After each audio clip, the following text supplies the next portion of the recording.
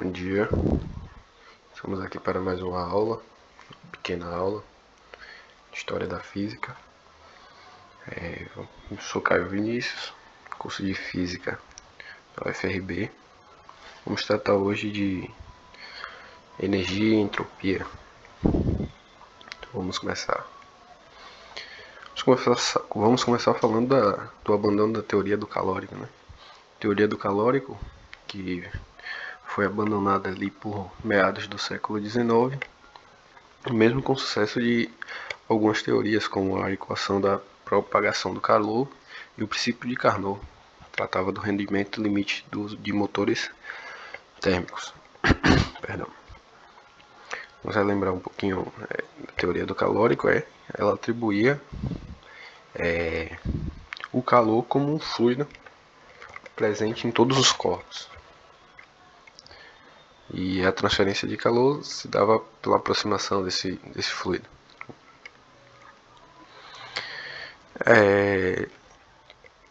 Esse cara Leibniz, ele que foi o responsável, que deu início ali ao abandono da teoria de calórico, em virtude do conceito de energia. Ele iniciou o conceito de energia na época, tratava como força viva, que era basicamente força viva seria o que conhecemos hoje como energia cinética, e a energia potencial eles tratavam como força morta.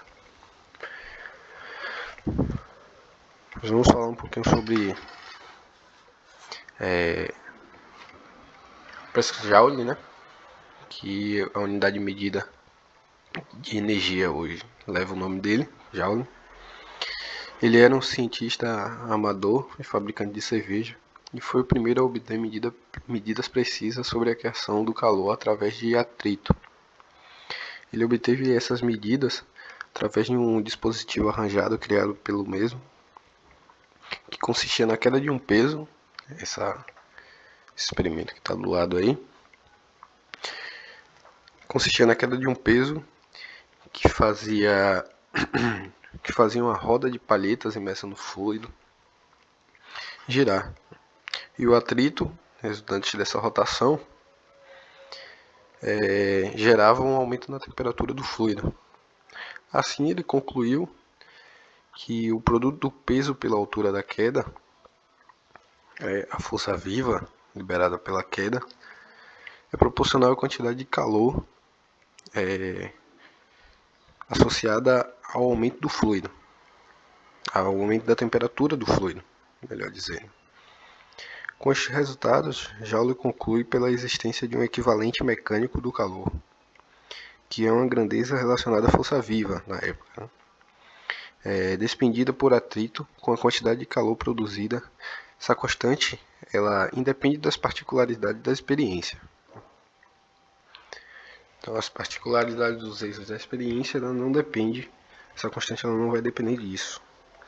Joule obteve um valor para o equivalente mecânico muito próximo do que é utilizado hoje, que é igual a 4,2 joules por caloria. Então, naquela época, com esse experimento, por isso que teve uma certa relevância, ele obteve um valor muito próximo do que utilizamos hoje. A existência desse equivalente sugere que a força viva mecânica e o calor são só uma grandeza física. Assim, sendo o calor uma forma de trabalho, o calor tomando o calor como uma forma de trabalho, ela não pode ser uma substância, um fluido, como o calórico já propunha, né? E lá em meados de 1840, Joule percebe também que viu um equivalente elétrico do calor, mostrando que o calor gerado em um circuito elétrico é proporcional ao quadrado da corrente que passa por esse circuito. Joule teve uma certa rejeição de início, essa teoria dele, porque seu experimento era considerado um pouco preciso para conclusões tão grandes, tão gerais. Porém, foi aceito anos depois quando outros pesquisadores chegaram a conclusões semelhantes à de Joule. Outro grande nome também importante nessas teorias é Julius Robert Mayer. Ele foi um desses pesquisadores que chegou a conclusões parecidas com a de Joule. E ele era um médico que estava a serviço do navio holandês. Meados ali também de 1840, em uma escala lá na ilha de Java, na Indonésia, Mayer observou o sangue dos marinheiros e notou que o sangue deles estava com a coloração mais viva, mais forte. E essa coloração, a gente sabe hoje, se dá pela presença do oxigênio. Muito oxigênio, o sangue fica com a coloração mais viva. Ele então explica esse fenômeno tomando o corpo humano também como uma máquina térmica.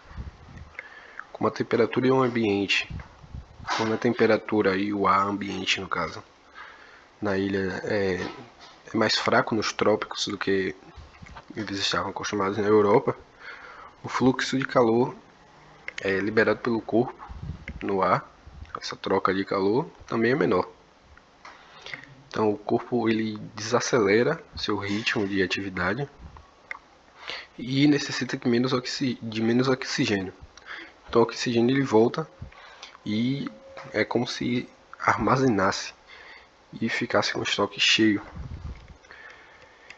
Ele também vai relacionar essa quantidade de oxigênio à química dos alimentos. Então ele percebe também que vai existir uma relação entre a quantidade de alimento que é absorvida e a quantidade de calor que o corpo vem a produzir. Mayer, no caso, vem a postular essa relação de forma matemática, como uma proporção. A cada caloria produzida equivale a uma quantidade muito parecida de alimento que foi ingerido. Sendo assim, ele percebe também a existência do equivalente químico do calor. Então, Mayer conclui também que o corpo não produz mais calor do que ele absorve em forma de alimento. O calor total despendido do corpo por forma de equivalente é a quantidade equivalente química de calor absorvido, a quantidade de alimento que é absorvido.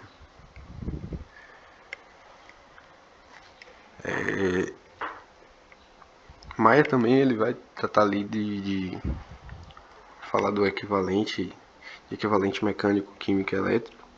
Ele toma isso e ele postula a existência de uma entidade fundamental que se manifesta de diversas formas, e sobre a influência de Leibniz, ele vai nomear essa entidade de força. Segundo ele, Newton tinha feito uso incorreto desse conceito. Este para Mayer devia ser reservado unicamente para essa entidade fundamental. Por fim, a gente sabe que o conceito de força que Newton propõe prevaleceu.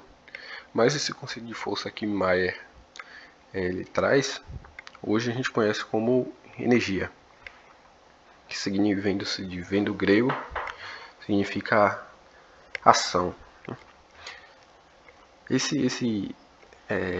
Essa terminologia aí, ela foi iniciada por Hermann von Helmholtz, perdão por não saber pronunciar direito, mas esse cara ele foi o primeiro a enunciar de forma clara o conceito de conservação de energia, conceito muito importante, que a gente conhece hoje, nos é ensinado hoje, que não há criação ou destruição de energia. O que há, na verdade, é uma conversão de uma forma de energia para outra forma. E a gente vai tratar agora das contribuições de Carnot. Carnot, que já havia postulado ali a impossibilidade de uma máquina térmica produzir trabalho do nada. Só que essa nova teoria, esse novo postulado de conservação de energia, tornava o postulado de Carnot como um caso particular, né? O princípio de Carnot ele fixa um limite ali para o rendimento do motor térmico. O trabalho do motor ele define como o trabalho do motor sendo sensivelmente menor a quantidade de calor vinda da fonte quente. Mas essa conclusão de Carnot necessitava tanto do princípio de conservação de energia, quanto de outra hipótese fundamental, né? E essa hipótese foi dada pelo primeiro cidadão da foto ali, Rudolf Clausius.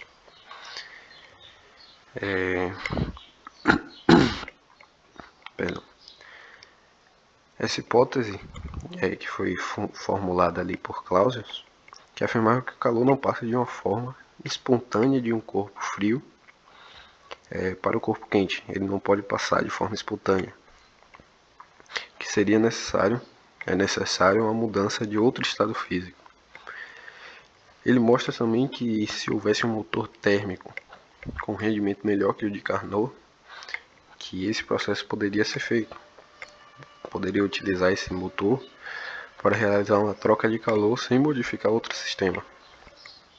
Lord Kelvin ele também chega a conclusões semelhantes a essa com o postulado que diz que o calor não pode ser integralmente convertido em trabalho.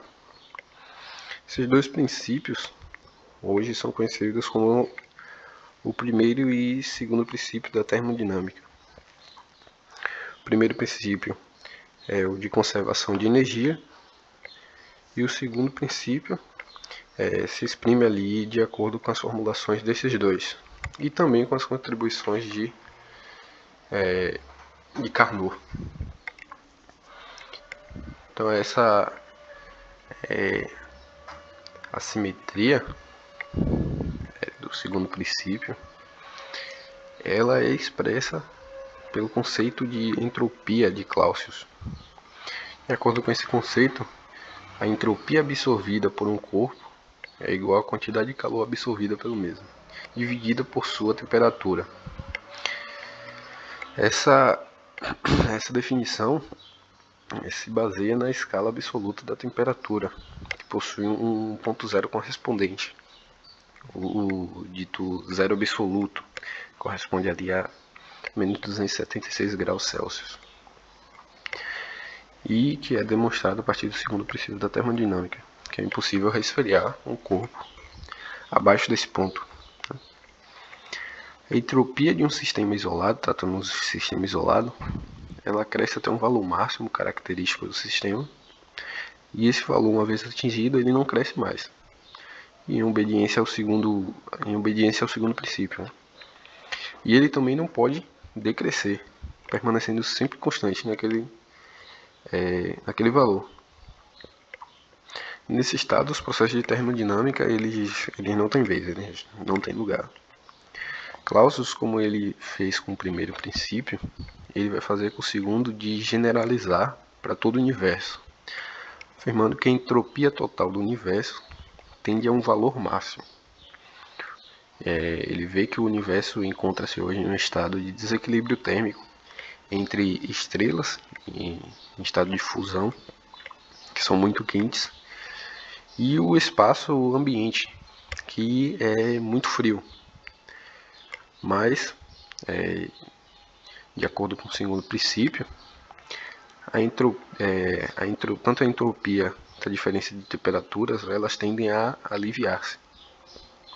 E vai chegar um dia que o universo, a entropia máxima, vai atingir a entropia máxima, que é marcado pelo fim da produção da energia das estrelas. E nisso vai atingir o equilíbrio com o resto do universo. Bem, por hoje é isso. Agradeço a atenção e até uma próxima.